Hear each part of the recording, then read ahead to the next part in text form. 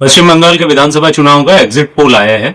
31 अप्रैल को लास्ट द्वितीय चरण का मतदान था। उसके बाद एग्जिट पोल शाम में आने शुरू हुए और तकरीबन सारे के सारे एग्जिट पोल एक दो को अगर छोड़ दिया जाए जो नेशनल लेवल पे हैं, तो सबने यही कहा है कि भारतीय जनता पार्टी को क्लियर कट मैंडेट आ रहा है और टीएमसी तृणमूल कांग्रेस हार रही है। कुछ स्थानीय पश्चिम बंगाल के न्यूज़पेपर्स हैं, न्यूज आउटलेट्स हैं, उन लोगों ने सर्वे किया है और उनके अनुसार ज्यादातर सर्वेज ने टीएमसी को एक क्लियर एज दिया है। अब ये बहस का मुद्दा है। बहुत सारे लोगों ने ये कहा कि लोकल जो मीडिया हाउसेस हैं उनको ये डर है कि अगर उन्होंने टीएमसी को हारता हुआ दिखा दिया और टीएमसी जीत गई तो उनके खिलाफ हिंसा हो सकती है। और इसी तरह ये तर्क भी है कि दिल्ली की मीडिया ने अगर दिखा दिया कि भारतीय जनता पार्टी हार रही है तो उनके खिलाफ समस्या हो सकती है। तो ये अपने अपने तर्क हैं। बहरहाल एग्जिट पोल जो है वो कंप्लीटली साइंस नहीं है, प्रूव्ड साइंस नहीं है, क्योंकि ये स्टैटिस्टिकल डेटा पे काम करता है और बहुत कॉम्प्लिकेटेड चीज है जिसमें आप एक सैंपल लेते हैं और उस सैंपल के अनुसार करते हैं। लेकिन ये जरूरी नहीं है कि वो जो सैंपल कह रहा है वही लार्ज पिक्चर भी कहे। लेकिन ओवरऑल एग्जिट पोल से एक दिशा दिखाते हैं, एक ट्रेंड बताते हैं कि ट्रेंड किस तरफ जा रहा है। अब हालांकि जब आज के डेट में इतने सारे अविश्वास पैदा हुए हैं इंस्टीट्यूशंस पे और उससे भी ज्यादा अविश्वास पैदा हुआ है जो मीडिया सर्कल की चीजें हैं, तो ठीक है, इसके ऊपर लोग विश्वास करते हैं नहीं करते हैं ये अलग बात है। एग्जिट पोल्स बहुत बार फेल भी हुआ है, इसलिए भी लोग इस पे विश्वास करते हैं या नहीं करते हैं वो अलग चीज है। लेकिन यहां हम लोग कुछ और बात कर रहे हैं। यहां हम दरअसल बात कर रहे हैं कि लेली कबीला जो है, उस कबीले के लोगों का जो फ्रस्ट्रेशन है, उस कबीले के लोगों का जो डेस्परेशन है, वो भी एक ट्रेंड बता रहा है। उससे भी एक समझ में आ रहा है कि पश्चिम बंगाल के चुनावों का असर क्या होने जा रहा है और पश्चिम बंगाल के चुनावों का रिजल्ट क्या होने जा रहा है, या कमोबेश लोगों की स्थिति क्या थी। और लेली कबीला जिस तरह से फ्रस्ट्रेटेड है, उससे तो यह भी डर है कि कहीं ना कहीं हो सकता है कि सही में आदरणीय ममता बनर्जी जो अभी वहां की मुख्यमंत्री है पश्चिम बंगाल की, और उनकी पार्टी तृणमूल कांग्रेस चुनाव हार सकती है। और ये जो लेफ्ट लिबरल कबीला है, इस लेली कबीले के फ्रस्ट्रेशन और इस लेली कबीले के डेस्परेशन पे हम लोग बेसिकली आज बात कर रहे हैं। देखिए, एग्जिट पोल कभी भी एग्जैक्ट पोल तो होते नहीं है, और जो सच है, जो रियल है, सही का रिजल्ट है वो तो 4 मई को आएगा। लेकिन इस एग्जिट पोल के अगेंस्ट लेली कबीले के जिस तरह के बेसलेस आर्ग्यूमेंट्स और एब्सर्ड लॉजिक आ रहे हैं, हालांकि लेली और लॉजिक एक साथ तो आते नहीं है। जैसे धुरंधर में वो डायलॉग था कि सियासत और अपने एक ही जुमले में नहीं आते हैं, उसी तरह है कि लेली और लॉजिक एक ही जुमले में नहीं आते हैं। बहरहाल उनके एब्सर्ड और उनके बेसलेस आर्ग्यूमेंट सुनने का अपना अलग आनंद है, और उन एब्सर्ड और बेसलेस आर्ग्यूमेंट्स पे हम लोग कुछ बात करेंगे। लेली आर्ग्यूमेंट शुरू होता है एसआईआर के विरोध से, और उन लोगों का कहना है कि इस एसआईआर के डर से बहुत सारे लोग बहुत बार अपने पश्चिम बंगाल गए, जो बाहर में काम करते हैं, दूसरे जगहों पर कमाते हैं, वो लोग पश्चिम बंगाल गए, वो लोग परेशान हुए, और जो लोग परेशान हुए वो इस एसआईआर के विरोध में ईसीआई के खिलाफ, सरकार के खिलाफ, और चूंकि ये ईसीआई ने करवाया था एसआईआर और केंद्र में भारतीय जनता पार्टी की सरकार है, और लेली कबीले ने एसआईआर को सीधे भारतीय जनता पार्टी से जोड़ दिया। वही एब्सर्ड लॉजिक, बेसलेस तर्क, लेकिन उन्होंने जोड़ दिया है। तो उनका कहना है कि लोग जो है वो एसआईआर के विरोध में, भारतीय जनता पार्टी के विरोध में वोट करेंगे। अब इसमें 2-3 चीजें छिपी हुई हैं। जो लोग बाहर गए उन लोगों को भाई परेशानी क्या क्या होगी आने में। परेशानी एक हो सकती है कि उनको आना पड़ा, परेशानी हो सकती है कि उनको एन्यूमरेशन फॉर्म भरना पड़ा। लेकिन इसमें 2-3 चीजें और भी हैं कि आखिर उन लोगों को पलायन करना ही क्यों पड़ा। ये कबीला इस पॉइंट को नहीं बात करता। पश्चिम बंगाल में पिछले 35 साल से हम दलों की और वामपंथियों की सरकार थी, और 15 साल, तकरीबन 50 साल से तो सिर्फ और एकदम धर्मनिरपेक्षता के अलमबरदार और धर्मनिरपेक्षता के झंडा बरदार लोगों की सरकार थी। 50 सालों में ऐसा क्या हाल हुआ पश्चिम बंगाल का कि लोगों को वहां से पलायन करना पड़ा, और आज एसआईआर, एक एनुमरेशन फॉर्म, एक अपना आइडेंटिटी, एक अपना फिर से वोटर लिस्ट में नाम चढ़ाने के लिए या साबित करने के लिए वो पश्चिम बंगाल के निवासी हैं, वहां रहते हैं, उनको इतनी परेशानी क्यों हो गई? तो सवाल है ना, ये सवाल क्यों नहीं कर रहे हैं। इकोनॉमिक स्थिति क्या है पश्चिम बंगाल की, पश्चिम बंगाल में नौकरियों की क्या स्थिति है, पश्चिम बंगाल में लोगों के रोजगार की क्या स्थिति है, पश्चिम बंगाल में लाइवलीहुड की क्या स्थिति है, पश्चिम बंगाल में महंगाई की क्या स्थिति है और लोगों की कमाई की स्थिति क्या है, वाला लॉजिक नहीं चलता। एसआईआर ने उन लोगों को अपनी नागरिकता, अपने आप, उनको अपनी पहचान साबित करने के लिए मजबूर कर दिया। लेफ्ट लिबरल का लॉजिक है। अब सवाल ये है, क्या वो पहचान साबित नहीं किया जाना चाहिए? और उस स्थिति में, जबकि हमेशा से ये बात हो रही है, हमेशा से ये आरोप लग रहा है, और पश्चिम बंगाल के नेता भी मानते हैं, केंद्र सरकार के गृह मंत्री और गृह राज्य मंत्री भी इस चीज को मानते हैं, और आदरणीय मनमोहन सिंह की सरकार में मानते थे, 50 लाख से 1 करोड़ अवैध घुसपैठिए रह रहे हैं, ज्यादातर उसमें से पश्चिम बंगाल में रह रहे हैं। तो ये होना चाहिए या नहीं होना चाहिए? और उनका तर्क है कि जिन लोगों के नाम कट गए वो तो वोट नहीं कर पाएंगे, लेकिन जिनके परिवार के लोग के नाम कटे वो गुस्से में इसके खिलाफ वोट करेंगे। इस तरह का फ्रस्ट्रेशन, अगर यही एक कारण है, उनको फ्रस्ट्रेशन तो इस बात की भी होगी ना कि आखिर उनको इतने दूर जाना क्यों पड़ा? घर पे रहते, घर के पे कमाते, आराम से अपना एनुमरेशन फॉर्म भरते। उनको बार बार कमाने के लिए बाहर क्यों जाना पड़ता है? उनको घर पर, उनको पश्चिम बंगाल में नौकरी क्यों नहीं मिल पाती है? कि बंगाल में उनके विकास के काम क्यों नहीं हो पाते हैं? वो बाहर जाते हैं तो जिस तरह से राज्यों को बदलते देखते हैं, पश्चिम बंगाल में उस तरह का डेवलपमेंट का डी भी क्यों नहीं है? फ्रस्ट्रेशन तो इस बात की भी हो सकती है, इसके विरुद्ध भी वो वोट दे सकते हैं। इससे बड़ी फ्रस्ट्रेशन तो उनकी यही होगी कि आखिर उनको बाहर ही क्यों जाना पड़ा। वो बाहर गए तब तो आज SIR के लिए आने पर उनको तकलीफ हो रही है।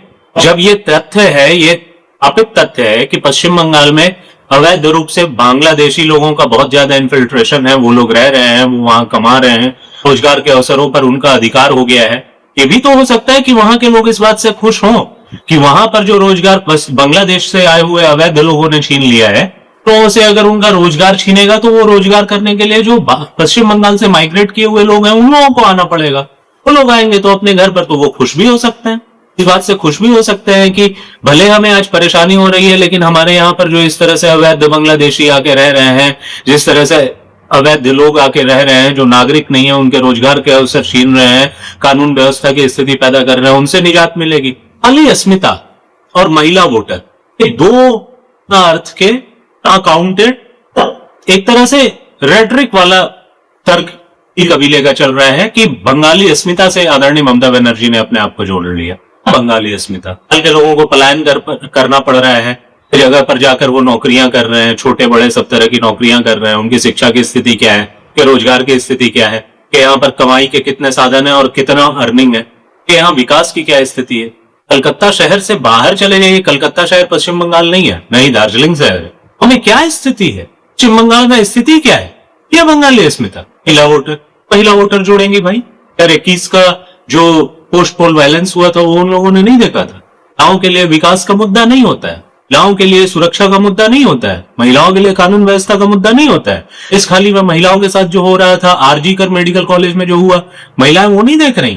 मैं कह रहा हूं ये रेटरिक बिना लॉजिक का, और इसको कभी प्रूव नहीं किया जा सकता। से बोल देते हैं कि महिलाओं का वोट जाता है। एक बूथ पे जितनी महिलाएं हैं, जितने पुरुष हैं, जब वोट जा रहा है पुरुषों का भी जा रहा है, महिलाओं का भी जा रहा है। जिस बूथ पर वो जीत रहे हैं उस पर पुरुषों ने TMC को नहीं वोट दिया और महिलाओं ने दिया, ये कैसे निकाल लेते हैं? पोल को तो पूरा लेली कबीला रिजेक्ट करने पे तोड़ा हुआ है, लेकिन लेली कबीला के तब कैसे आ जाता है भगवान जाने। कौन सी साइंस है भगवान जाने। ये कबीला कहता है कि 25% मुस्लिम वोट से TMC या कोई भी भारतीय जनता पार्टी के विपक्ष की पार्टी शुरू करती है।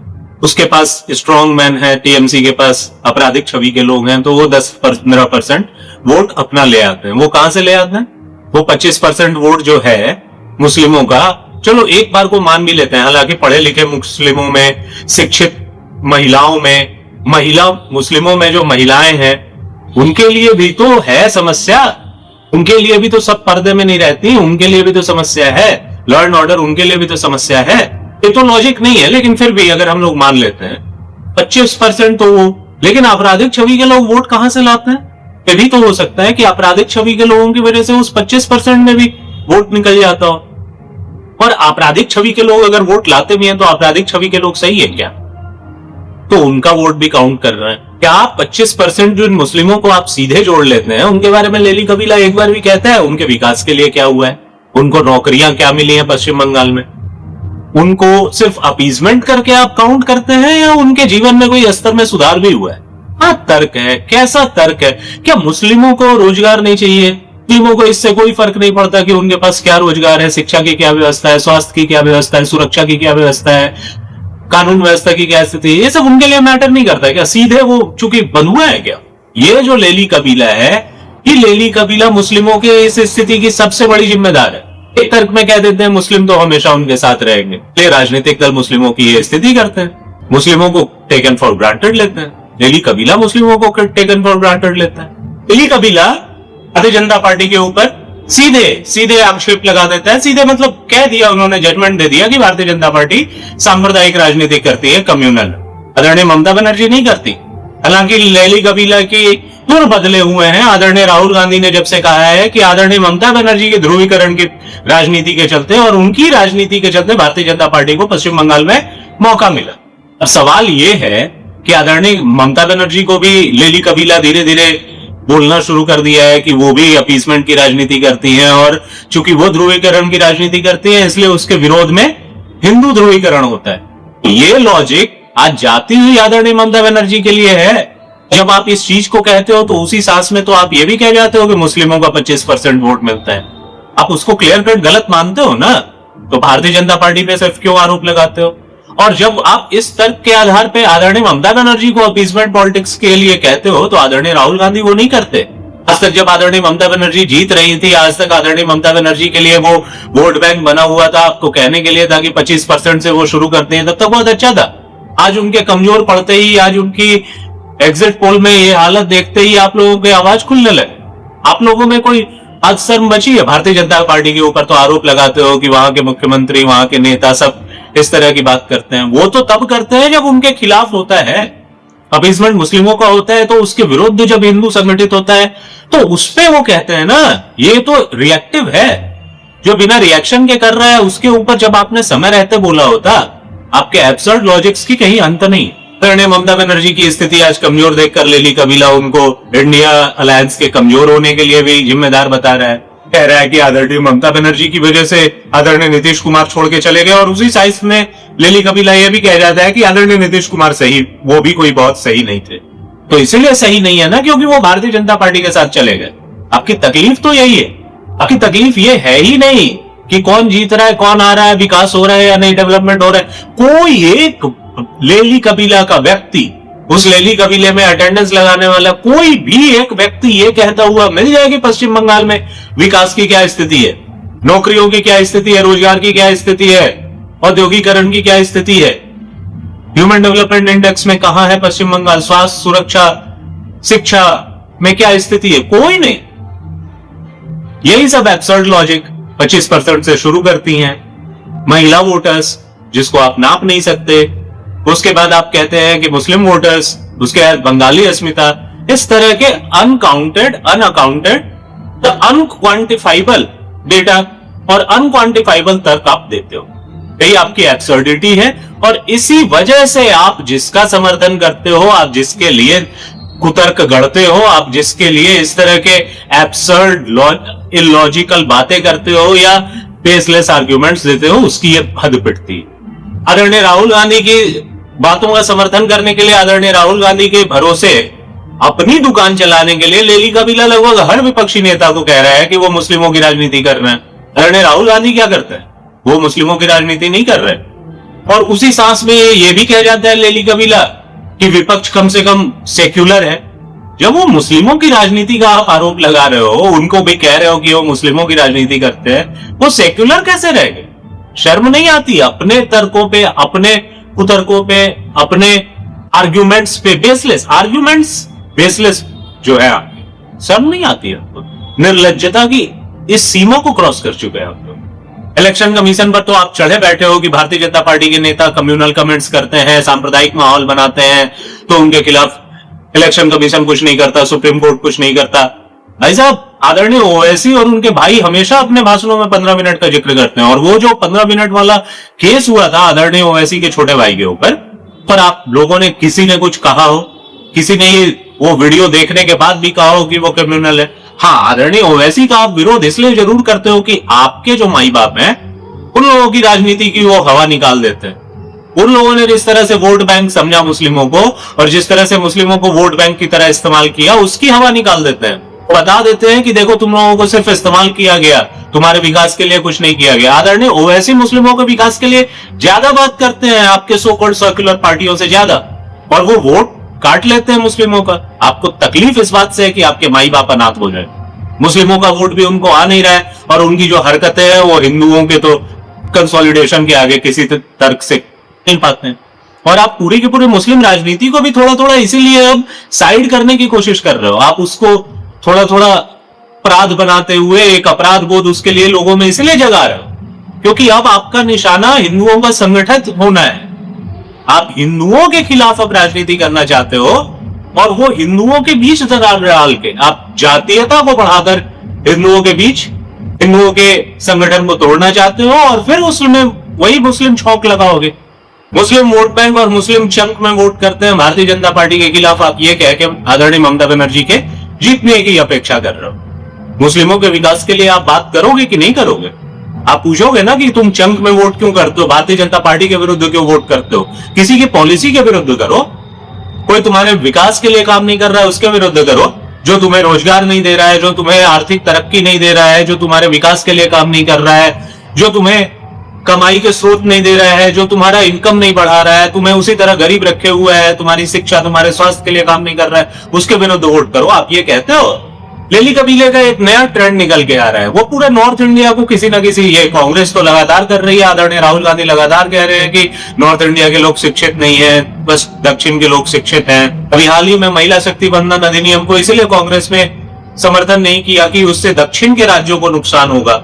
आप इसलिए कह रहे हो क्योंकि आपकी जो मुस्लिम हिंदू की राजनीति थी, और मुस्लिम हिंदू की नहीं, आपकी मुस्लिमों की राजनीति जो थी उसको बहुत बड़ा झटका लग गया है नॉर्थ में, और लोग अब समझ गए हैं कि आप मुस्लिमों की राजनीति करते हो, इसलिए लोग खुद हिंदुओं के रूप में एकजुट हो गए हैं। वो आपकी तकलीफ की बात है। लेकिन दक्षिण भारत में आप लोगों का जो जातीय जहर बोया हुआ है, वो जातीय जहर अभी काम कर रहा है।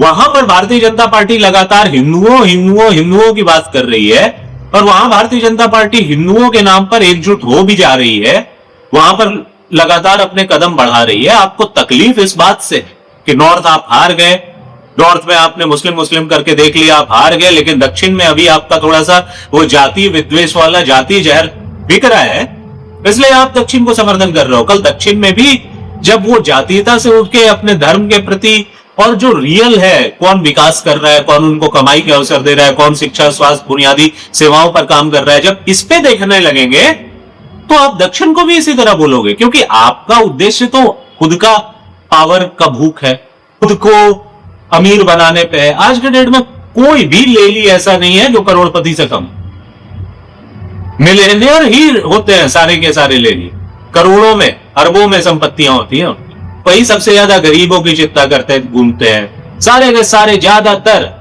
मैक्सिमम उसी सवर्ण क्लास से आते हैं जिस सवर्ण क्लास को वो गाली देते हैं और दलितों की बात करते हैं।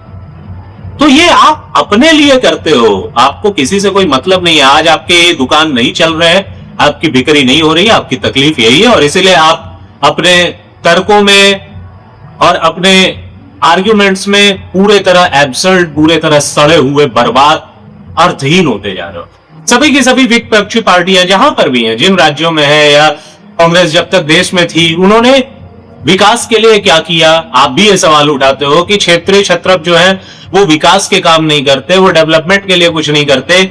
आप भी ये बात मानते हो जब चुनाव हार रहे होते हैं तो। आदरणीय ममता बनर्जी के बहाने आप ये बात मान रहे हो, क्योंकि आदरणीय ममता बनर्जी कमजोर होती दिख रही है, आप ये बात तो कह रहे हो, लेकिन आप कभी ये सवाल उनसे नहीं उठाते हो। आप ये सारे नौकरियों के लिए आप बात कर रहे हो क्या पश्चिम बंगाल में, लेकिन भारतीय जनता पार्टी के रूल कोई स्टेट हो, आप हिंदुओं को तोड़ने के लिए ये बातें करते हो। आपको मुस्लिमों की नौकरी से कोई मतलब नहीं है, उनके विकास से भी कोई मतलब नहीं है। उनको आपने मान लिया ये हमारे दाहिने पॉकेट में पड़े हैं, अब बाएं पॉकेट में हिंदुओं को तोड़ तोड़ कर ले आया जाए, तो उनके लिए नौकरी की बात कर रहे हो, विकास की बात कर रहे हो। मुस्लिमों को नहीं चाहिए नौकरी, उनको नहीं चाहिए विकास। और भारतीय जनता पार्टी के खिलाफ, आरएसएस के खिलाफ रेटरिक कि वो धर्मांधता की राजनीति करते हैं, वो अपने दोस्तों को अडानी अंबानी का जिक्र, फिर वो रेटरिक। अडानी अंबानी को किस सरकार ने, किस पार्टी की सरकार ने अपने यहां पर इन्वेस्टमेंट, अपने यहां पर बिजनेस करने के लिए अलाउ नहीं किया है? लेकिन कहते जाओ, बार बार कहते जाओ। झूठ कहोगे तो कहते कहते लोगों को यकीन होगा ना। हालांकि वो लोग अब बहुत कम बचे, आपस में ही आप लोग कह के खुश हो लेते हो। और मुस्लिमों की राजनीति भी आपसे छूटती नहीं है। आप तो गाजा में मर रहे हैं बच्चों के लिए भी राजनीति करने पे आ जाते हो। उनके बारे में भी कहते हो कि हम समाज के तौर पर इतने मृत हो गए हैं कि गाजा में जो बच्चे मर रहे हैं हमारे, उनके बारे में भी कोई सहानुभूति नहीं होती। 7 अक्टूबर को इजराइल में जो लोग मारे गए थे उनके लिए सहानुभूति आपने जताई? और उनके लिए जो अपराधी हैं उनको सजा मिलनी चाहिए या नहीं मिलनी चाहिए। और आप इसी पॉलिटिक्स को भारत में लेके आते हो और फिर कहते हो मुस्लिमों का अपीसमेंट तो करना ही है आपको, क्योंकि 25% आपको वो वोट तो दिख ही रहा है, उसके ऊपर आप चाहते हो कि हमें 10-12% और मिल जाए। इसलिए आप लोमड़ी की तरह चालाक और चतुर बनते हो, आप कहते हो और फिर धीरे से अपना एजेंडा उसमें पूछ देते हो। इसलिए आप लोमड़ी की तरह चालाक और धूर्तों की तरह ये बात कहते हो कि सब अपीसमेंट की राजनीति कर रहे हैं, लेकिन बीच में उसमें आप अपनी जातीयता, अपनी नौकरी, आर्थिक स्थिति और सब चीजें सिर्फ भारतीय जनता पार्टी के खिलाफ घुसेड़ देते हो। और आप सोचते हो लोगों को समझ में नहीं आती बात। आप अब ये समझ चुके हो कि जो आप कह रहे थे ना कि मेजोरिटी ऑफ माइनॉरिटी और माइनॉरिटी ऑफ मेजोरिटी, उससे आपका काम नहीं बनने वाला है। इसलिए आप मुस्लिमों को एक तरह से छोड़ने के मूड में आ गए। आपका यह कहना है कि इनको थोड़े देर के लिए बगल करो और पहले हिंदुओं के कंसोलिडेशन को तोड़ो जातीयता के नाम पर। जब हिंदुओं का कंसोलिडेशन जातीयता के नाम पर टूटेगा, और वो तोड़ने के लिए आप मुस्लिमों को थोड़ा दिन कर्ज भी कर सकते हो, क्योंकि आप जानते हो बाद में तो आप उनको लेके आ जाओगे, क्योंकि आप मुस्लिमों को आपने सिर्फ यही सिखाया है कि उनको विकास से कोई मतलब नहीं है, उनको डेवलपमेंट से कोई मतलब नहीं है, उनको इकोनॉमी से कोई मतलब नहीं है। इसलिए आप हिंदुओं को ये कह के ये धूर्तता करके तोड़ना चाहते हो, और जब तोड़ लोगे थोड़ा भी, जो 25% वहां है, अगर 15% यहां और तोड़ लोगे तो फिर वही करोगे 25 और 15 40, और आप कहोगे कि हम सरकार में आएंगे। यही आपकी धूर्तता है, ये लोग जान रहे हैं। महिला वोटरों को और मुस्लिमों को और बंगाली अस्मिता को आदरणीय ममता बनर्जी के साथ आप जोड़े दे रहे हो, खुद ही जजमेंट पास कर दे रहे हो। महिलाएं क्यों थी आदरणीय ममता बनर्जी के साथ? अगर थी तो क्यों थी? क्योंकि वो वामियों के इसी मुस्लिम अपीसमेंट से परेशान हो गई थी, वामियों के इसी तरह के कुतर्क, इसी तरह के अत्याचार से परेशान हो गई थी, और इसलिए वो आदरणीय ममता बनर्जी के साथ थी। अब वामपंथियों का वो सब अत्याचार, वो सब कुतर्क, वो सब तरह के पाप आदरणीय ममता बनर्जी की टीएमसी उनसे ज्यादा कर रही है। क्यों रहेंगी महिलाएं उनके साथ? महिलाओं के लिए वो मुद्दा नहीं है क्या? आप एक सांस में कह देते हो माइनॉरिटीज के लिए सुरक्षा का मुद्दा नहीं है क्या? आप कहोगे तब मुद्दा बनेगा, आप नहीं कहोगे तो मुद्दा नहीं होगा क्या? और इसीलिए मैं कह रहा हूं ये सिर्फ रेटरिक है। सिर्फ वो एक लक्ष्मी योजना जो चालू हुआ है वो काफी है महिलाओं के लिए।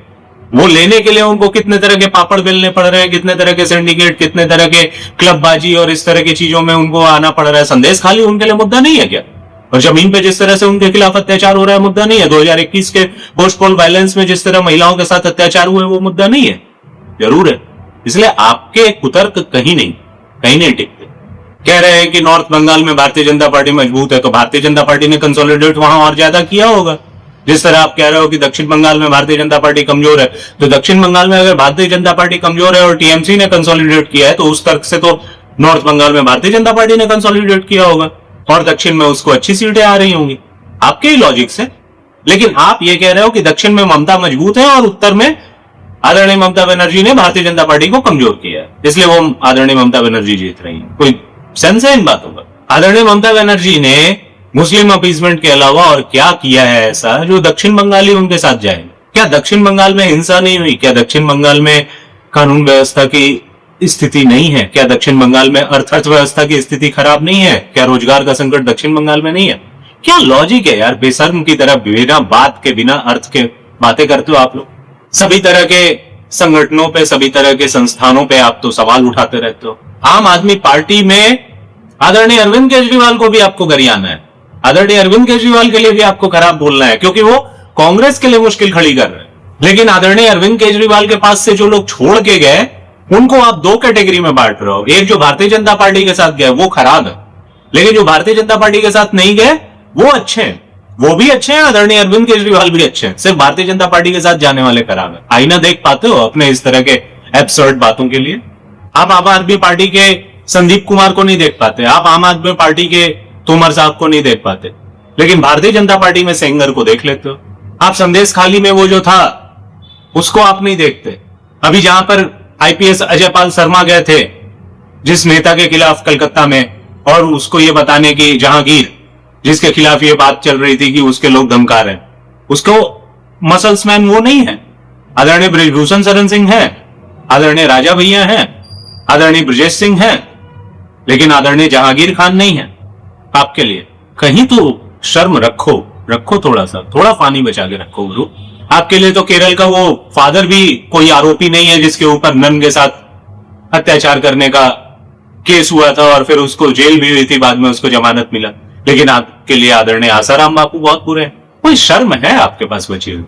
आदरणीय ममता बनर्जी की जीत के लिए एसआईआर को जो आप कारण बता रहे हो, एसआईआर नहीं होने के पहले जिस तरह से बूथों के ऊपर बोगस वोटिंग होती थी, छापा वोट होता था, अभी केंद्रीय बलों की प्रतिनियुक्ति की वजह से वो छापा वोट खत्म हो गया है। इस तरह के जो डेड या माइग्रेटेड वोटर्स थे उन लोगों का नाम हट गया है एसआईआर की वजह से, तो उनका जो छापा वोट होता था वो भी बंद हो गया, ओवरऑल छापा वोट भी बंद हो गया। डिनोमिनेटर जो कम हुआ तो न्यूमरेटर के बढ़ने की वजह से वोटिंग बढ़ा है। जो सही लोग हैं वो लोग वोटिंग कर रहे हैं, आप इसको फैक्टर इन क्यों नहीं कर रहे हो? छापा वोट नहीं पढ़ने को फैक्टर इन क्यों नहीं कर रहे हो आदरणीय ममता बनर्जी के हार के लिए? आप जो कहो सही, खाता ना वही, जो कहो सही। आप जिस अर्बन और जिस भद्रलोक की बात करते हो, अर्बन भद्रलोक के लिए महिला सुरक्षा मुद्दा है या नहीं? उनका सुरक्षा मुद्दा है या नहीं? उनके लिए क्लबबाजी, उनके लिए सिंडिकेट मुद्दा है या नहीं? उनके लिए कोई भी सरकारी योजना या अपने लिए पर्सनली कुछ काम करने के लिए भी पार्टी के थ्रू जाना एक मुद्दा है या नहीं? उनके लिए जो वहां की आम दिनों की समस्या है, जो विकास नहीं होने की समस्या है, जो आर्थिक स्थिति के समस्याएं उत्पन्न हो रही हैं, वो उनके लिए समस्या है या नहीं? 2021 के चुनाव के बाद जिस तरह से हिंसा हुई वो उनके लिए समस्या है या नहीं? भद्रलोक क्यों नहीं टूट सकता है? भद्रलोक टूट रहा है। आप देखना नहीं चाहते हो दरअसल भारतीय जनता पार्टी के अंध विरोध में, और यही कारण है कि आप लोग गर्त में जा रहे हो।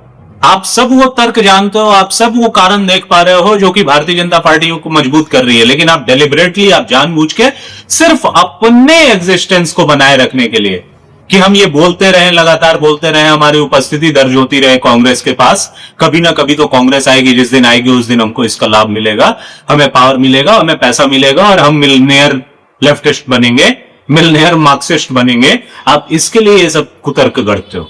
आप तो इस हद तक कुतर्क गढ़ते हो कि कांग्रेस ने जो किया वो सारी चीजें, सारे पाप कांग्रेस ने किए जब वो सत्ता में थी, और अब वही काम अगर भारतीय जनता पार्टी करने जाती है तो आप ये कुतर्क करते हो कि कांग्रेस ने अगर किया तो क्या आप भी करोगे?